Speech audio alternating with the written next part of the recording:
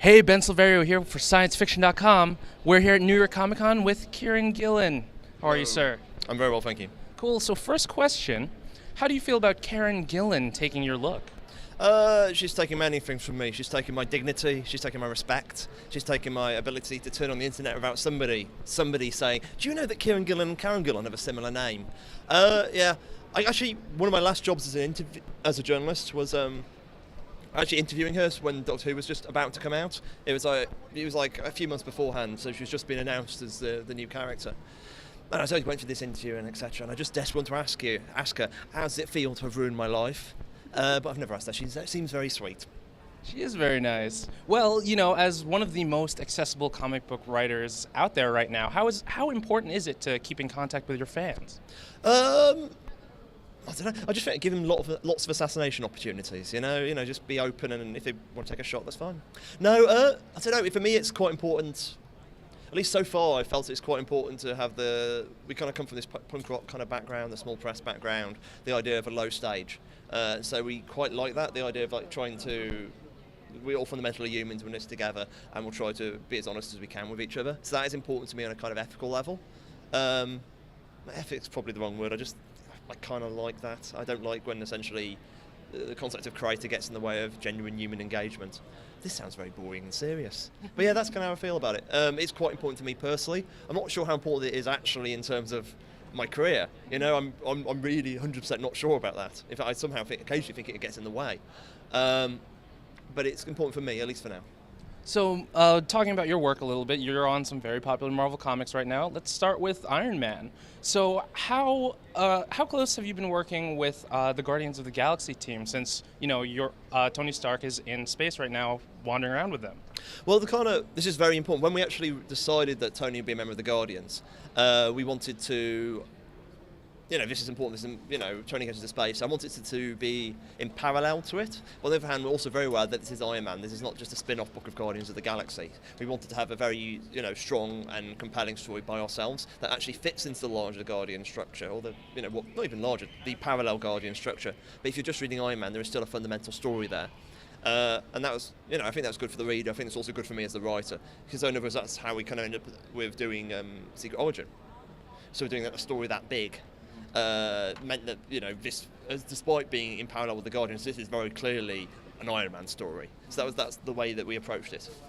Okay, and with Young Avengers, you've said that you approached it in seasons. So I was wondering, have you started working on season 2 yet? We're sort of like, what's the word? The idea of the season, we wanted to set up and do this big statement of what this book could be.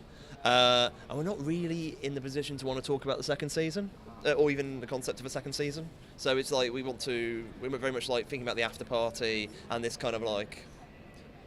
It's really quite fun about the season. We started in January. The season ends the week before New Year and like the week after. So just edging into 2014. So the idea of doing this season of Young Avengers and having it be this kind of a statement of what superhero comics could be in 2013, and do it across the full length of 2013. That's a kind of like the sort of very dumb poetry of like pop comics, I think, or like pop culture. That felt quite fun and important to us. Can you talk a little bit about the finale of this season? Because I know like a lot of young heroes will be appearing in this one. Yes, it's kind of like we've got issue like 11 is kind of sets up everything. Issue 12 and 13 is kind of what I describe as the gig to save the universe. It's not really a gig or anything like that, but that's kind of how I conceive of it. And that has a lot of cameos by almost everybody. It's kind of my doomed love song for the completely doomed teenage heroes of the Marvel Universe. I wanted to get as many as I possibly could in there. And there's a few people that are unavailable, but mostly this is a big widespread about how fertile that part of the Marvel Universe is. And then after that comes down, that reaches conclusion, I wanted to kind of like the fade out, the season, the kind of coda. So we get the idea that the after party where we get 6 of my favourite artists and Jamie, and we do these little 5-page stories which form a larger structure, all basically on this New Year's party. I thought it's a very superhero idea that all the kids of the Marvel Universe get together and party their asses off on New Year's because we've survived another year. And that's what this fun romantic setting, and there's always a natural romance in New Year's. So that's kind of what we're trying to get in, and it's much more like low key and personal than the 12 and 13, which, whilst we're playing with some very high personal stakes, shall we say, is very much a proper end-of-world threat for once, which is fun.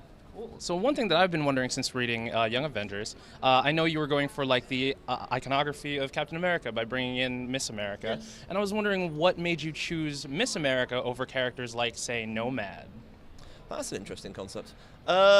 She was just there. There was an element of joy, as in, when I was looking around the options, I pretty much just finished reading Vengeance, and Miss America, she's interesting. There's the fact that she's quite a blank slate. There's clearly a lot of room for characters, and most importantly, she was nothing at all like any of the Young Avengers. She comes from like a much more harder background. She's obviously gone through a lot more stuff. She's not like, because most of the Young Avengers, they're really sweet kids, and I wanted to have something a bit more grainy in there. And that's where she came from. And I kind of ended up building on her background and, have an underlying story for her. She's very much one of the characters who I think, in retrospect, people will see more. That's kind of as by design. It just mixed up the group, and I kind of like the incredibly. I like the sort of contrast between Kate, who is an incredibly rich girl who abstractly has no powers, and Miss America, who is a girl that has been employed. She's been ran away from home at the age of 6 or 7, and she's been living like this ever since. But she's also this phenomenal powerhouse. And the kind of the questions of class and talent that kind of bubbled around the subtext of that, really. It just seemed nice, and she's a great look. It's kind of like Jamie. When Jamie kind of took her apart, she's kind of become the icon of our run in some ways, in terms that she was a character who we've redefined more, and stuff like, how she changes her costume. It's not even a costume, it's an outfit, it's a style. And the fact that, how many Miss Americas we see at cons is testament to that. That was the kind of the thinking. It just seemed fun. Cool. So Marvel has had some pretty big crossover events this year, but Young Avengers hasn't exactly tied into those. What was the reasoning behind keeping them out of Infinity and Age of Ultron? What's the reason? I kind of just didn't want to. It's like I designed Young Avengers to be a kind of a self-contained statement, and I kind of half the point of the story is the fact that Young Avengers are mainly dealing with stuff no one else can even see. And I wanted to, because most of my comics career, as you'll probably know by looking back, has been either tie-ins or building up to a crossover or reading out of a crossover, so Journey into Mystery, Fear itself. My Uncanny X-Men runs leads up to Schism, then leads up to AVX. The whole thing is structured like that. And almost all my for everything. In fact, there really isn't even a single exception. And I kind of wanted to do something that was a bit like, I don't know, Hawkeye or Immortal Iron Fist, or any one of those kind of books where, whilst it's very clearly in the Marvel Universe, it's a very pure and self-contained thing you can buy and just have that. But I did actually want to sort of tie in jokingly a few times. Well, originally in issue 7, when I did the Instagram shots, one of them was actually a tie-in to Infinity. And it was just like a picture of something happening which you can't quite see, and it's like, oh, do you remember when that thing happened? Oh, that thing was awful. Our lives will never be the same after that important thing that happened. And we couldn't do it because Infinity was only just starting. Right. So it was a shame. And I kind of wanted to do an entirely conceptual tie-in where we released like a press release saying this entirely theoretical issue that you must, at 12 o'clock on this day, everyone must concentrate and we will download with telepathy the Infinity tie-in. Lauren did think me considerably less sane when suggesting that, but I did actually quite imagine Marvel marketing going up, what? So yeah, that's the reason why. Okay, so finally, Matt Fraction has Team Hawkeye, Kelly Sue has the Carol Corps. I was wondering what the fandom name for your fans is. We don't have a name. We have a feeling. You're more punk rock that way. We do. Yeah, you don't put a name. You don't name love. Actually, you do. Love is called love. But, putting a label on it just cheapens it, man. It's about there. Right. See that? Matt Fraction, Kelly Sue, Kieran has right here. Yeah. Or somewhere here. It might be indigestion now I think about it. It's definitely something. Cool, Mr. Gillen. Thank you very much for taking some time.